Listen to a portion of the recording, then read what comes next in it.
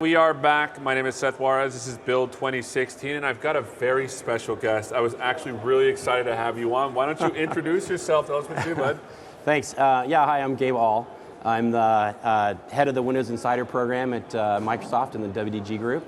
I'm thrilled to be here. Thanks for having me. Yeah, but he kind of downplays it, people. I mean, this is the guy that literally has a button. You push a button that says, Windows is now free to the Insider ring. Yeah, yeah. Tell us about the whole process of, because you can't just be like pushing buttons all the time. No. So how does this whole process work? The funny thing is the button, there really is a button. I did it as an IoT project. It's a 3D printed case and a Arduino that controls it and everything. But it really was just for fun. It was for the team. The button is really, it's a group of people that meets every day. We call them flight ops. And they're just people that are from different parts of the WDG group, from our product support group, from marketing, and they get together and they look at a lot of data for every build that comes out every day to decide if they want to promote that build out from the innermost rings to the outermost rings for Windows Insider Slow, and now we have a release preview ring as well. So the button really is those people collectively, getting together, and I'm one of them as well, making a decision on, do we have all the right data to be able to make a good decision?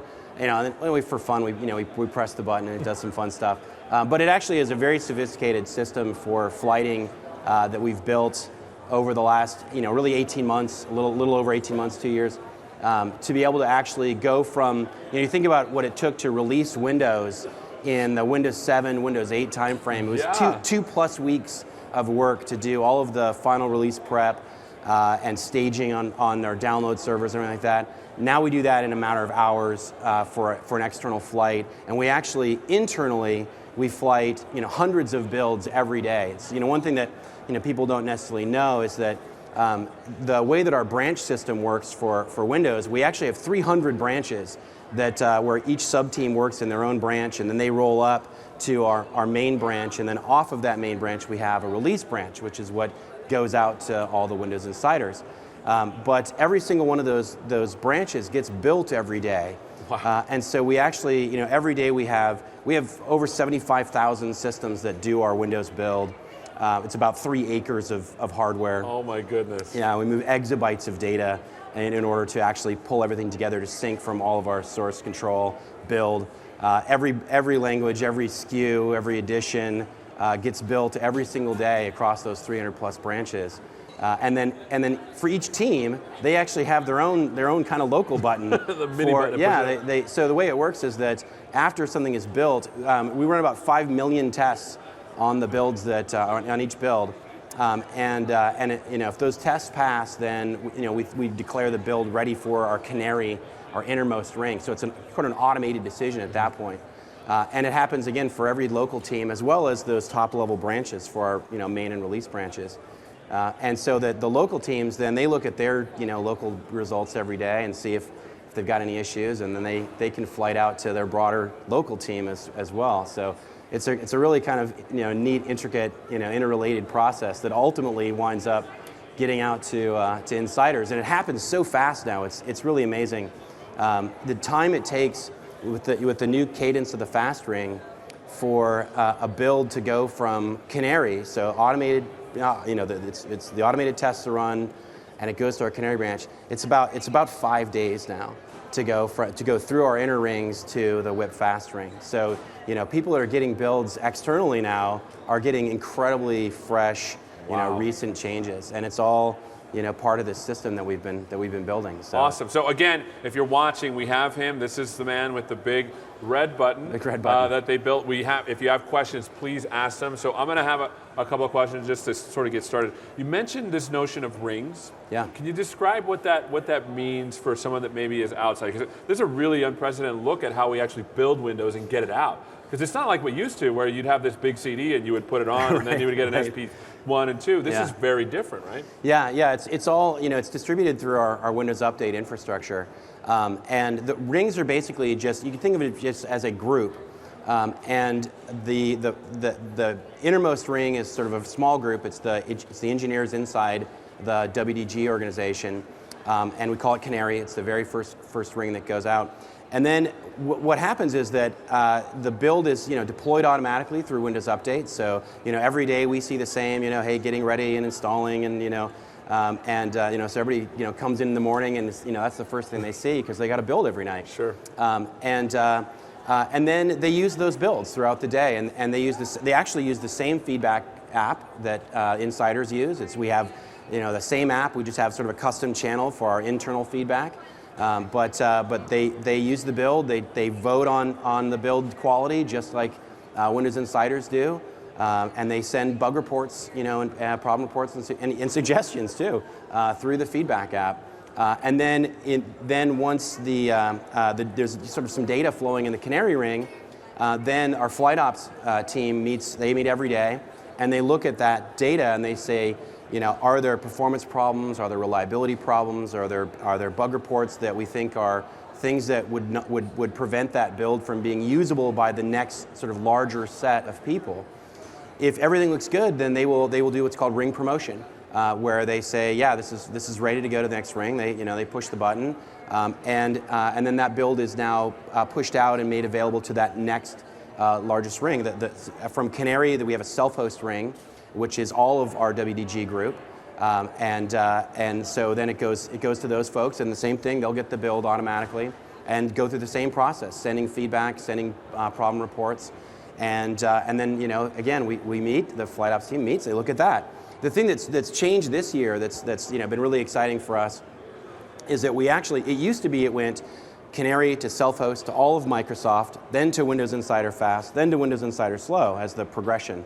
We got so much feedback from Windows Insider Fast Ring about faster cadence, and we realized that they're actually a lot more like we are internally.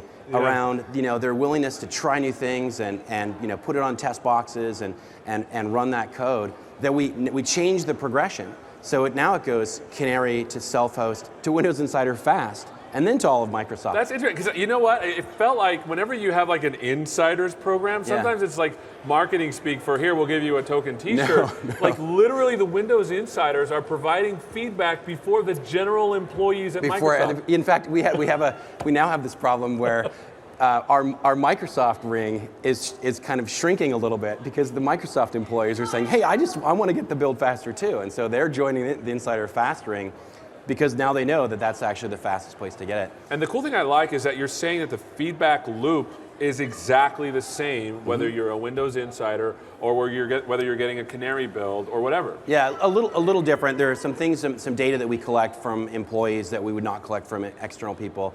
For example, we know your alias, your email alias, if you send a problem report internally, and that's not something we do for privacy reasons. Sure. Externally. All the data externally is all anonymized, so we don't actually have that capability. But yeah, it's the same system, the same tools that are used for internal people to report those bugs and report problems that they see that Windows insiders get to use. And so it's like, insiders they're part of the team. They're part of our engineering team. And I like how we're not just saying that, like, hey, you're blessed as an insider, here's a team. Literally, we are relying on insiders' feedback. Yeah. What are some of the things, maybe off the top of your head, maybe you can remember, what are some of the things that some of the insiders have caught that have helped a lot? Oh gosh, probably the biggest thing is around the crash reports that we get, because the thing that I think is a lot of people don't realize that the Windows ecosystem is so big. There's so many devices, so many apps that it's really challenging for us to be able to, in our test infrastructure, be able to have that representation, that full representation. So the builds getting out to insiders and running them on their own systems with their unique hardware, with their unique apps and configuration, then it actually helps us find and fix those problems that are maybe not the ones that everybody's going to run into, but that a certain class of a certain device or a certain kind of app is going to run into. So we get lots and lots of those kinds of reports that help us just improve the quality, improve the reliability of the platform. Besides that, there's tons and tons of examples where they've given us feedback that has helped us make decisions about how we want the platform to work.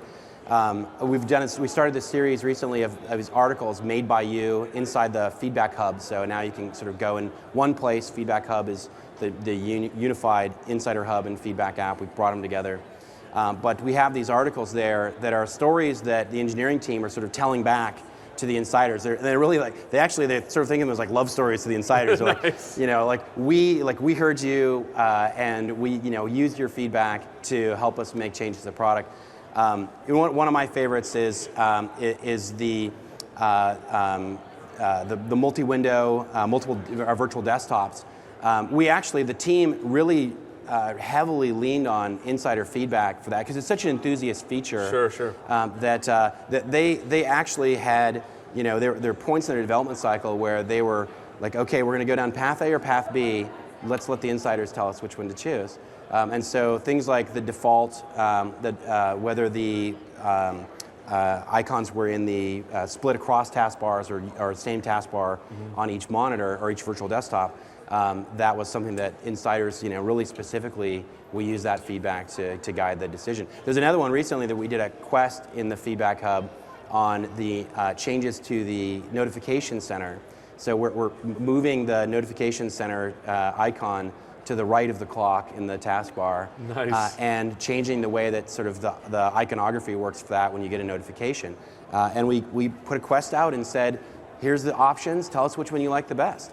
And so that feedback actually has guided the team to make the decision on how it's going to appear. I'm a fan of this. I mean, I come from like the old ASP.NET stuff and now how it's being really open. I love how Windows is also open to real feedback and it's actually improving our product. Yeah. I love it. All right, there's some questions. Still in school and want to use the newest Windows 10 builds, but concerned about constant clean installs. Can I still give feedback in regular Win 10? Yeah, absolutely. So there's two options for people that want to give feedback on Windows 10. For one, the feedback app is included in the product, so anybody, whether you're an insider or not, can send feedback and can send us problem reports and suggestions. So that's one thing. But we also recently added this release preview ring. And this is kind of a cool thing. It's for people that want to use the released version of the OS, so not a preview build, but the release preview version of the OS, but still get servicing updates, get apps, and get drivers sooner than everybody else does in order to sort of give us feedback on those things as they go out. So, and that's part of the Insider program, but it is kind of the safest ring you can be in because it's keeping the underlying platform on the release platform version. So this leads to another question that maybe hopefully you can answer. Because we have these notions of rings, it feels like Windows is no longer like, okay, now there's going to be Windows 11, Windows. It feels like we're constantly getting sort of this, because you said you do this like every 5 days sometimes. Is Windows just going to keep evolving now? Yeah, that's the notion of Windows as a service. Is that everyone can. It's like if you go to Facebook. What version of Facebook do you run? Who knows? Right? That's really how we sort of see Windows being. That Windows 10 is the last sort of major Windows version where you'll go to the store and you'll buy a DVD and install it or download it as a product, and then once you have that, you just keep getting the new stuff, just regularly as part of your experience with Windows, and yeah, we actually think of this as the outermost ring beyond our preview program is the released product. We actually talk about it as the development branch. That's where we're sort of working. So if you're an insider, you're on the 14,000 series builds, and that's in our development branch. And then there's the current branch, which is out to sort of everyone, and that's the 10586 series that we released in October. So it is that will continue to evolve as the 14,000 series, and now called the Anniversary Edition. As that gets completed, it will flight out to all of our customers in the current branch. This is amazing. So Ben asks, you said the button in quotes is for slow and release branch. How does the fast get selected if not in flight ops meetings? You mentioned a little bit about that. No, actually, fast is still selected in flight ops meetings. So flight ops is our like I said, everyday meeting. There's about 15 people that are there, plus some more virtually that are there, and they're actually making all of the decisions for everything that comes out of our release branch. There are other team meetings for things that are in local branches, but for the release branch, which goes to employees in the canary ring, the self-host ring, and then to insiders in the fast ring. That's all done in flight ops, and it's all, the button is all flight ops. Okay, so we're just not willy-nilly pushing stuff out. There's literally a lot of forethought, a lot of meeting. The people that pushed all their little buttons said okay, and then it goes up to the middle. If that works, then we go to the fast ring. It's sort of all the ones that are on the local branches. That's code that actually gets reverse integrated up into our main branch. So we don't take those actual bits. We rebuild it as the release branch bits. But yeah, no, it's definitely not willy-nilly. So we did a session yesterday. I think it's available on demand now for Inside the Insider program, and we showed some of the tools that we use in flight ops. We have a tool called Mission Control, which is really a dashboard for all of our different services that are involved. There's a lot of different pieces that come together here across staging, Windows Update, our telemetry service, our feedback platform. We have multiple services for feedback, for both the verbose feedback, for the pop-up surveys that you see, to ask you a question, and for things like problem reports where we collect some additional data. Sure. So all those services come together in this thing called Mission Control.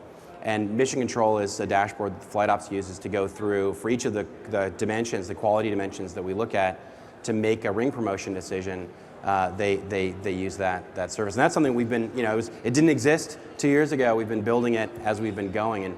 And as we've been evolving our own internal engineering processes, it's helped us do things like moving to this faster cadence on the fast ring. So was there pressure from your superiors to be faster and then that caused certain changes? Or did you just decide, we want to be faster at this, and then you learned some stuff on the way? Because building an OS is not like building my point of sale application. It is completely different. No, it was the opposite.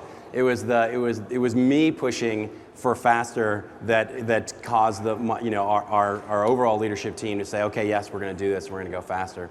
And it was just because I'm out there every day talking to insiders and hearing this, we want faster, we want to be more connected to what's going on and see updates sooner, and that feedback got me fired up, and I went and said, hey, what do we need to do to make this faster? And we looked at it, and really, like I said, what we decided to do was we took the all of Microsoft Ring out of the loop. We put them out further out, and we moved the insiders up, and so that really helped. To speed up the cadence. I love it. All right. Let's see. If insiders are helping provide feedback for builds, what is the most helpful? Reporting things are fine or only reporting bugs? What's the most helpful feedback? It's a really good question. The most helpful feedback really is well-structured feedback. So that's the first thing I'll say is that if you send a feedback report that just says hangs, that doesn't help the team really kind of figure out what's going on. So, sending us, if it's a problem report, sending us, a real description of what you were doing, what you experienced, what you saw specifically when the problem happened. That helps us not only do sort of some forensic work when we get the report, but it also makes it easier for other people who are upvoting to say, oh, that was the problem I hit, versus something that's more general or hard to interpret. So the first thing I would say is, whether it's a suggestion or a problem report, really write that out in the feedback app in a way that helps it's going to help the engineers figure out what the root cause was. Or and on the suggestion side, tell us a story about what you really want it to be like. There's sometimes things that we get suggestions on. They're very general, and so we kind of know that there's a direction that people want us to go, but not a really specific outcome. And so, tell us what you want to do with the thing, that you're suggesting, and that helps us, sort of figure out what the the root goal is there, and then helps our team figure out what we can do for you. Awesome. Next question. Hello. Can insiders have more direct contact with the developers when they report big problems? We never know if what is sent through the feedback hub is enough for you to debug repro. Is there a way to give feedback that says, yes, we know, yes, we know? Yeah, so actually we just announced this recently. It's in the 14295 build with the converged feedback hub. We now have this thing called talkbacks. And so now our engineers can actually respond directly to feedback that's been submitted. And we've actually hooked up, I think, about 63,000 of these so far.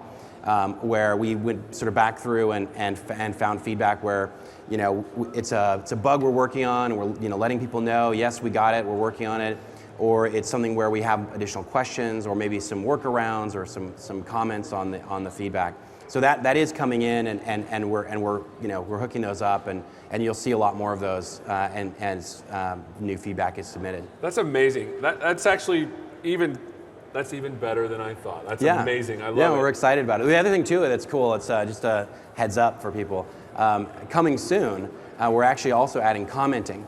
So if you see feedback and somebody says, I want feature X, you can say, oh, I want that too, but I want it to be like a little like this, or no, I don't want that. I want it to be something different. So you can actually have more of a dialogue in the feedback app with both Microsoft engineers and with fellow insiders. So now I'm going to totally get into the insider stuff, because I'd love to give the feedback and stuff. Tell me a little bit, because you mentioned about upvoting and you mentioned about the feedback app. What does that look like for someone that's interested in becoming a Windows insider? Where can they go to sign up, or how does this app even work? Yeah, so to join the program, you go to insider.windows.com and you register there with your Microsoft ID. And then you can, in the product, so anything that's running Windows 10, so PC, mobile, HoloLens, you can actually opt in to receive builds, and it's in settings under update, and you'll be able to then opt in there for which ring you want to be in. So whether you want, for external folks, it's going to be either fast, slow, or release preview, and then that's it. And then from there, we will deliver builds when they're available. There's an app in the build now called Feedback Hub. And when you open that app, it's gonna have some info about you, and once you've registered, when you join the program, you can do quests where you can get badges for completing quests. They help us because usually a quest is about a particular part of the OS that we want people to try and both exercise to find problems, but also give us feedback on new things that are coming in, any announcements if there's something that we need to share with insiders are there, and then also the ability to give feedback. So right at the top you'll see a box that says, hey, what's on your mind, and you can give us feedback right from there. This is awesome. All right, next question. How are insider feedbacks analyzed for priority? For example, when a bug is submitted or a suggestion, how are these prioritized? Yeah, it's a good question because it's not a simple prioritization. We certainly look at upvoting. So especially when a new build comes out, we'll look at the sort of things that are kind of popping as a high upvoted feedback. But the way it actually works is that it all comes into our feedback backend. We machine translate for locales, into English, and then we do a bunch of different text analysis on the feedback to sort of cluster them, both using the categorization that insiders gave us. So when you are filing a report, you'll say it's with the shell or it's with this particular app. So we use that, but we also look at the words that they're saying, what they're talking about. And then those things all get fanned out to the different feature teams. We have 280 engineers that are dedicated as community champs across different feature teams. And their job basically is to parse all this incoming feedback for their area. So it's not a simple prioritization where we look at it and say 1, 2, 3, 4, 5. It actually all fans out, and each team in each area does their own prioritization. And so that allows us to get down to things where it doesn't have to be a giant upvoted thing for us to look at it. It can be individual problems or individual reports that we'll look at as well. That's awesome. All right. I think this answers the question too. You just answered it. Do you consider feedback that are in languages other than English? You're machine translating these things. Yeah, we're machine translating, but we also have a number of people that are multilingual on the team. And so they will often go back, because machine translation is great, but sometimes you miss some subtlety. Sure. And so people will also go and look at feedback, and you can very easily flip to the native language as well. Awesome. Hey, here's another one. Why no official Windows 10 dark system theme? Send feedback on that. Yeah. You might be pleasantly surprised. Nice. Sergey, we need a way to hear feedback on our feedback. Oh, you just mentioned that. Like you mentioned there's like a new commenting system that you're adding. Yeah, that's right. One of the things that I hear sometimes on Twitter is people say, hey, there's somebody submitting a bunch of junk feedback, and the commenting stream will actually be a way for insiders to give feedback on other other feedback, and hopefully people will do that in a nice and respectful way. Be nice. Be nice. But that is a way for the community to kind of talk to each other as well as talk to us. Okay, so the next one, I don't know. I mean, can you answer when can we expect a certain build to come out? I mean, it doesn't feel like, because it feels like it's a committee decision, right? Yeah, it's a quality-based decision. So we build every single day. So the release branch is built every day. It goes to Canary pretty much every day. It's pretty rare that a build, from a top-level branch like that doesn't pass the automated criteria. But it goes every day, and then we look at the data. And so, let's say Friday's build comes out, and it kind of goes out to hits Canary on Saturday, and then on Monday we'll look at it to promote to self-host. If we find a bug that we say, this is not ready to go to insiders, then we'll just go back and we'll look at Saturday's build, and we'll say, does Saturday's build have the fix for that, or does Sunday's build have the fix for that? And as soon as that the build that has the fix for that issue hits Canary, then we can reevaluate. We can decide, okay, how about this one? Is this one good enough to go out? And our track record this year has been pretty good. We've had 16 PC updates in the first part of the year, and you can see that we're moving things out pretty well. So far, so good. Yeah. So you are it's a fun stat for us. Just in the first half of this year, or first third of this year, on the 14,000 series, we've done more PC previews than we did in all of the Win 10 cycle up to the 10.240 release. So. It feels like you're getting more svelte and things are starting to become more operationally sound. Yeah, that's right. And also the time it takes between when we start coding to when the first preview build's available is just massively shrunk down now. It went from, in Windows 7 and Windows 8, we did more than 2/3 of the development kind of behind closed doors at Redmond. And so like 2 years of coding went by before we had the first preview build. And in Windows 7, we had 2 preview builds. And with Windows 10, it was a little less than a year before people saw the first output. But with now with both the 10586, the fall update, and with the anniversary update, people are seeing the first builds within 30 days of our start of coding on that. That's and amazing. so it's pretty awesome. It's also I get feedback says, hey, there's not enough features, but you have to remember that before we had 2 years of work that we'd pile up and and then show you features. Now it's 30 days before you start seeing builds, and so features are going to kind of trickle in more than they're going to be a big hit. But you saw the keynote. You're going to have some cool features that are going to show up in the very next build. So awesome. Now you're a pretty prolific Twitter user, and I have seen you routinely interact with people that say, hey, this part doesn't work, and so. There's got to be some cool stories of things that you've learned, or maybe something that happened that you're like, oh man, I got to stay up really late at night and go back and do this. Or is there anything you can tell us like that? Yeah, no. Twitter's been pretty remarkable for me personally, and for the project. It's super fun for me to be out there, talking to people and hearing their feedback, and so I love that aspect of it. It's a great data signal for us as well. Not only do we get, when people are sort of talking about issues that they're hitting on Twitter, we can correlate that. We take all that text in and text bind it along with the other feedback. And so we can correlate it and see, hey, is something blowing up on Twitter that's not showing up in the other feedback, or is it represented clearly there? And so that's an analysis that we do. But also the speed at which we get the feedback on Twitter. So here's a fun thing. Windows Update, it's a huge service. It moves massive amounts of data. And it's geo-replicated, right? So for us to know whether builds are flowing out of Windows Update using the Woo telemetry, there's about a 6-minute latency between when we press the button and the Woo service says, I'm now offering this. Which is Windows Update, right? Mm-hmm, yeah, Windows Update. To the point where we actually get from Windows Update, the first confirmed download has been started. So about 6-minute delay in that. But it takes, seconds for me to post on Twitter, hey, new build's available, before somebody comes back with a photo of the build downloading and saying, I'm getting it right now. And so we actually, when we do flight a build in flight ops, we press the button, and then everybody looks at Twitter to see if somebody's coming out and saying, yes, I'm getting the build. And so, you know, that's a fun thing for us too. So we have only about maybe a minute or so left.